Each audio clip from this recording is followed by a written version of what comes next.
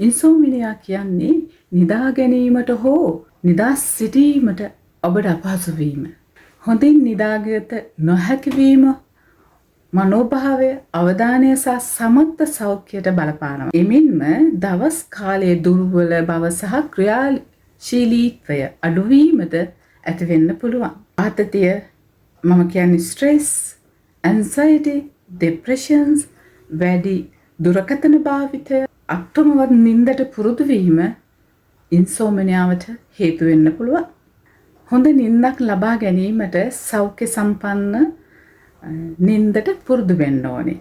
ඒ කියන්නේ දිනපතාම එකම වේලාවට නිදා ගැනීමට ඔබ පුරුදු වෙන්න ඕනේ. නින්දට පෙර දුරකථන භාවිතය පුළුවන් තරම් අඩු කරන්න.